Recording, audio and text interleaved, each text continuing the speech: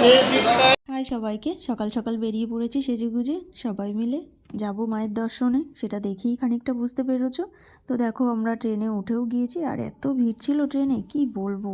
যাই হোক, মার ওখানে পৌঁছে গেছি। তো এখান থেকে ডালা নিয়ে নিলাম মায়ের দর্শন দেব তাই জন্যে। তো কিন্তু প্রচুর প্রচুর লাইন, কি বলবো। আগেও আমি বহুবার গেছি মায়ের দর্শন দেওয়ার জন্য, কিন্তু এত ভিড় ছিল না জানো তো। তখন অনেক ফাঁকা থাকতো, কিন্তু এখন প্রচুর ভিড়।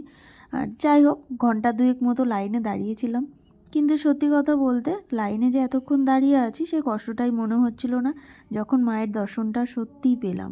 আর এত ভালো লাগে, এত ভালো লাগে কি বলবো।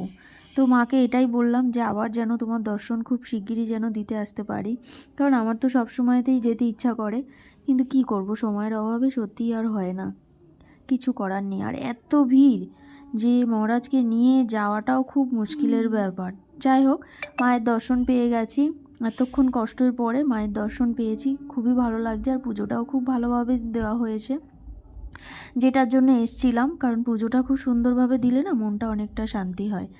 যাই হোক, কিন্তু ওর ভেতরে তো বেশিক্ষণ দাঁড়ানো যায় না, তোমরা অনেকেই জানো এবং সবাই জানো যারা মায়ের দর্শনে গেছো। যাই হোক, খুব সুন্দরভাবে পুজোটা হয়েছে, পুজোটাও ভালোভাবে দিতে পেরেছি। তো তোমাদের সবার কেমন লাগলো? অনেক দিন বাদে ভিডিও দিলাম। টাটা।